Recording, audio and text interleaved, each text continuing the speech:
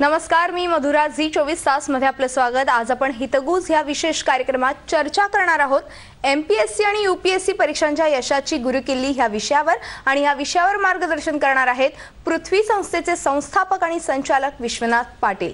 विषयाला सुरुवात करण्यापूर्वी मी विश्वनाथ सरांचं झी24 तासच्या स्टुडिओमध्ये स्वागत करते. नमस्कार. नमस्कार. विश्वनाथ सरांची थोडक्यात ओळख करून द्यायची झाल्यास, विश्वनाथ सर हे पृथ्वी संस्थेचे संस्थापक आणि संचालकही आहेत. त्यांनी बीटेक ही पदवी घेतली असून 2002 मध्ये त्यांची नाबार्डमध्ये सहाय्यक व्यवस्थापक पदी निवड झाली होती. मात्र ते या नोकरीत फारसे रमले नाहीत आणि गेली 12 वर्ष ते एमपीएससी आणि यूपीएससी परीक्षांसाठी विद्यार्थ्यांना मार्गदर्शन करतात. 2006 मध्ये त्यांनी पृथ्वी ह्या संस्थेची स्थापना केली आणि एमपीएससी यूपीएससी या परीक्षेला बसणाऱ्या विद्यार्थ्यांना अनमोल मार्गदर्शन ते करत आहेत.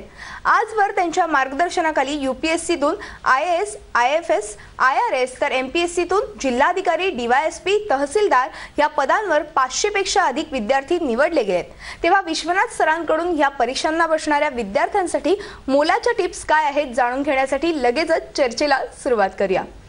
सर, खरं तर आजचा आपला विषय एमपीएससी आणि यूपीएससी ह्या परीक्षांसंदर्भातला आहे. मात्र ह्या परीक्षा नेमक्या काय आहेत हे आधी मला डिटेलमध्ये सांगाल. एमपीएससी आणि यूपीएससीच्या परीक्षा आता परवलीचा शब्द झालेला आहे.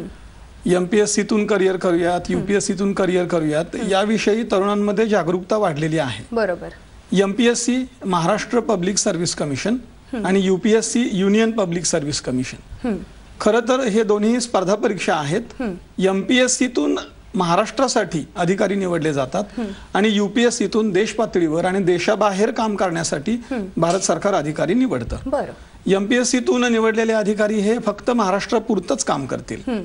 त्याच्यामध्ये महसूल प्रशासन आहे, पोलीस प्रशासन आहे, त्याबरोबरच न्यायव्यवस्थेमध्ये जेएमएफसी अंतर्गत काही अधिकारी निवडले जातात. यूपीएससी मात्र पूर्ण देश पातळीवर इंडियन ऍडमिनिस्ट्रेटिव्ह सर्व्हिसेस, भारतीय प्रशासकीय सेवा, इंडियन पोलीस सर्व्हिसेस, भारतीय पोलीस सेवा किंवा इंडियन फॉरेन सर्व्हिसेस, भारतीय विदेश सेवा यासाठी अधिकारी निवडते.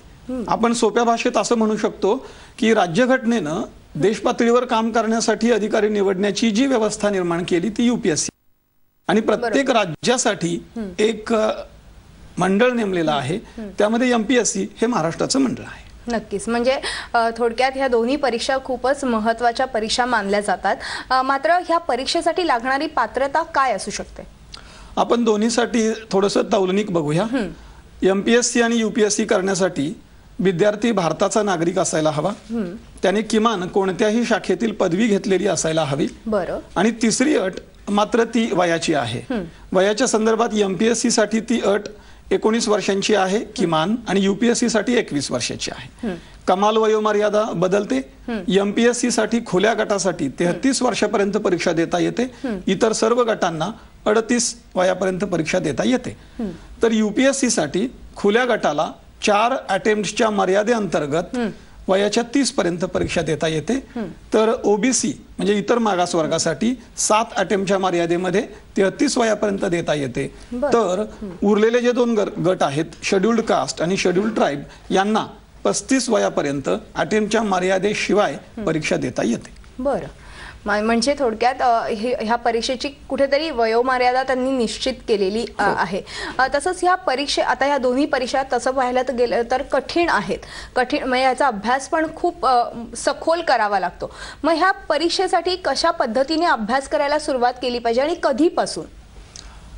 पृथ्वीमध्ये आमच्याकडं पालक आणि विद्यार्थी येतात. त्यामध्ये 2 प्रकारचे पालक विद्यार्थी आढळतात. एक जे 10वी 12वी आत्ताच झालेले आहेत आणि दुसरे ज्यांची पदवी पूर्ण झालेली आहे. जरी या परीक्षांसाठी पदवी पूर्ण ही पात्रता असली तरी सुद्धा 10वी 12वी पासून ज्यांच्यामध्ये जागरूकता जास्त आहे अशा विद्यार्थ्यांचं प्रमाण अलीकडे वाढलंय. बरोबर. खरं तर 10वी आणि 12वीची ही जी 2 वर्षे आहेत त्या वर्षांच्या नंतर पदवीला ऍडमिशन घेतल्यानंतर याची तयारी सुरू करायला हरकत नाही. आता बरेच पालक आम्हाला पृथ्वीमध्ये विचारतात की खास याच्यासाठी कुठल्या वेगळ्या कोर्सला ऍडमिशन घ्यायला हवं का, की मला यूपीएससी करायची आहे मग मी फक्त बीए करू का? तर मला असं वाटतं की पदवी हा पाया आहे. तर यूपीएससी आणि एमपीएससी या स्पर्धा परीक्षा आहेत. तर आपला पाया पक्का असावा, भक्कम असावा, जेणेकरून आपल्याकडे प्लॅन बी रेडी असेल. जे विद्यार्थी ऑलरेडी ग्रॅज्युएट झालेले आहेत किंवा पदवी झालेले आहेत त्यांनी ताबडतोब अभ्यासाला सुरुवात करायला हवी. साधारणपणे पदवी नंतर 2 वर्षांचा डिव्होटेड कालावधी या परीक्षांच्या तयारीसाठी द्यायलाच पाहिजे. म्हणजे अगदी आता हळद लावली आणि गोरेपणा आला अशा पद्धतीनं इथं होत नाहीये. 6 महिने अभ्यास केला आणि थेट पद मिळालं असं होत नाहीये. किमान 2 वर्षांची तयारी असायला हवी आणि त्या तयारीच्या आधारावर मग पहिल्या प्रयत्नामध्ये किंवा दुसऱ्या प्रयत्नामध्ये विद्यार्थ्याला यश मिळू शकतं. म्हणजे 1 किंवा 2 अटेम्प्ट मध्ये विद्यार्थ्याला यश मिळू शकतं. ही तुम्ही एक छोटीशी गुरुकिल्ली विद्यार्थ्यांना दिलेली आहे. मात्र अजून एक मला असा प्रश्न विचारावा असा वाटतो की आता खेडोपाड्यांमध्ये देखील खूप शिक्षणाबद्दल प्रसार व्हायला लागलेला आहे. मग अशा विद्यार्थ्यांना थोडंसं इंग्रजीचं ज्ञान कमी असतं, तिथे कुठेतरी न्यूनगंड पाहायला मिळतो इंग्रजीबद्दल. तर ह्या परीक्षा जो दोन्ही एमपीएससी किंवा यूपीएससी ह्या दोन्ही परीक्षा फक्त एका विशिष्ट माध्यमांमध्येच देता येतात का दोन्ही वेगळ्या वेगळ्या माध्यमांमध्ये देऊ शकतो? खूप महत्वाचा आणि जिव्हाळ्याचा प्रश्न आहे. खरं तर परीक्षेचं माध्यम काय असावं ही गोष्ट विद्यार्थ्यांनी ठरवायला हवी. बरोबर आहे. विद्यार्थ्याला ज्या माध्यमामध्ये कम्फर्ट आहे आणि तो इफेक्टिव्हली एक्सप्रेस होऊ शकतो ते त्याचं माध्यम असायला हवं. एमपीएससीच्या बाबतीत म्हणाल तर बहुतांशी विद्यार्थी मराठीतूनच परीक्षा देतात. अगदी इंग्रजीतून देण्याचं प्रमाण आहे पण ते नगण्य आहे असं म्हणून 2-1% विद्यार्थी देतात. म्हणजे तिथे इंग्रजी की मराठी हा वाद येत नाहीये. यूपीएससीच्या बाबतीत मात्र प्रादेशिक भाषातले विद्यार्थी श्रेष्ठ की इंग्रजीतून देणारे श्रेष्ठ असं थोडासा आता वाद निर्माण केला जातोय. माझा गेल्या 1 तपाचा 12 वर्षाचा अनुभव असं सांगतो की इंग्रजीत शिक्षण झालेलं असेल अथवा मराठीत शिक्षण झालेलं असेल त्याचा फारसा फरक पडत नाही. विद्यार्थ्याला अंतिम परीक्षेमध्ये ज्या माध्यमात कम्फर्ट येतो आणि इफेक्टिव्ह रायटिंग करता येतं किंवा इंटरव्ह्यू चांगला देता येतो त्या माध्यमामध्ये त्यांनी परीक्षा द्यावी. आपल्याकडे मराठी माध्यमातून परीक्षा देऊन देशात पहिल्या 10 मध्ये येण्याची सुद्धा परंपरा आहे. भूषण गागराणी सर आहेत, अश्विनी भिडे मॅडम आहेत किंवा अलीकडे यावर्षी महाराष्ट्रामध्ये 15वा आलेला, देशामध्ये 15वा आलेला आणि महाराष्ट्रात पहिला आलेला विद्यार्थी मराठी माध्यमातला आहे. माझ्याकडे पृथ्वीमध्ये जवळपास आतापर्यंत 165 पेक्षा जास्त विद्यार्थी जे देश पातळीवर सिलेक्ट झालेत त्यातील 40% विद्यार्थी हे मराठी माध्यमातले आहेत. म्हणजे आणि देश पातळीवर बघताना सुद्धा आपल्याला गुजराती माध्यम, तमिळ माध्यम असेल, तेलुगू असेल याच्यामधले विद्यार्थी पहिल्या 10 मध्ये पहिल्या 15 मध्ये येताना दिसतात. म्हणजे अलीकडे जो वाद आला होता की प्रादेशिक माध्यमामध्ये ठराविकच विद्यार्थी असतील तर त्यांना भाषा निवडता येईल. आता त्या वादावर पडदा पडलेला आहे त्यामुळे आपल्याला त्याच्यावर चर्चा करायची नाहीये. पण मला असं वाटतं की भारतीय घटनेच्या 8व्या परिशिष्टामध्ये दिलेल्या प्रत्येक भाषेत विद्यार्थ्याला परीक्षा देता यायला हवी आणि त्या माध्यमामध्ये विद्यार्थी यशस्वी होऊ शकतो. आणि त्याच्या पुढचा मुद्दा असा, प्रादेशिक माध्यमामध्ये परीक्षा देऊन निवडलेले विद्यार्थी आज भारताचं प्रतिनिधित्व देशावरच नाही तर आंतरराष्ट्रीय पातळीवर सुद्धा करताना आढळत आहे.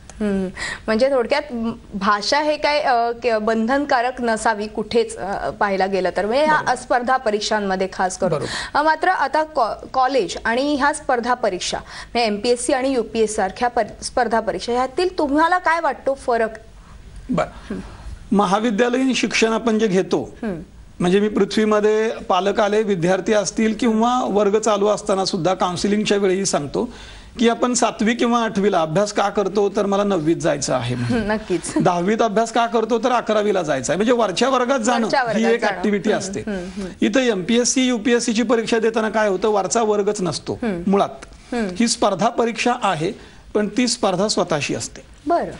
लाखो विद्यार्थी दरवर्षी ही परीक्षा देतात पण ती देत असताना बहुतांशी विद्यार्थी हे आपली तुलना इतरांशी करत राहतात. महाविद्यालयीन परीक्षेची गंमत अशी आहे की त्याच्यात टक्केवारीला फार महत्व दिलं जातं. नक्कीच. 35% गुण मिळाले की पास, काही परीक्षांमध्ये 40% गुण मिळाले की पास. पण या परीक्षांमध्ये पास किंवा नापास असा भाग नाही. तुम्ही एकतर निवडले जाता किंवा निवडले जात नाही. आता महाविद्यालयीन परीक्षांच्या बाबतीत गमतीनं असं म्हटलं जातं की किती पानं उत्तर लिहिलं त्यानुसार गुण दिले जातात. युपीएससी एमपीएससीच्या बाबतीत मात्र अचूकपणे, म्हणजे युपीएससी तर तिच्या नोटिफिकेशन मध्ये स्वच्छपणे मांडते की आम्हाला अपेक्षा काय, म्हणजे विद्यार्थ्यांनी अगदी मोजक्या शब्दांमध्ये आणि विषयाला धरूनच लिहिलेलं असायला हवं. एमपीएससीच्या बाबतीत तर आता लेखी 2च पेपर राहिलेले आहेत, तरी सुद्धा त्यांनी अपेक्षा व्यक्त केलेल्या आहेत. सोप्या भाषेत सांगायचं तर महाविद्यालयीन परीक्षा विद्यार्थ्याला ज्ञान देतात, तर ह्या स्पर्धा परीक्षा त्या ज्ञानाचा उपयोग विद्यार्थी किती करू शकतो, त्याची क्षमता किती आहे हे तपासण्याचा प्रयत्न करतात. आणि मग त्या विद्यार्थ्याची तेवढी क्षमता असेल, त्याची अॅनालिटिकल ॲबिलिटी जर तेवढी चांगली असेल तर स्पर्धा परीक्षेत त्याला नक्की यश मिळतं. म्हणजे ते निवडले जातात आणि पुढे मोठ्या पदावरती ते कार्यरत होऊ शकतात. नक्कीच सर, मला अजून बरंच काही तुमच्याकडून ह्या परीक्षांबद्दल जाणून घ्यायचंय. मात्र हितगुज मध्ये वेळ झाली एका छोट्याशा ब्रेकची. तुम्ही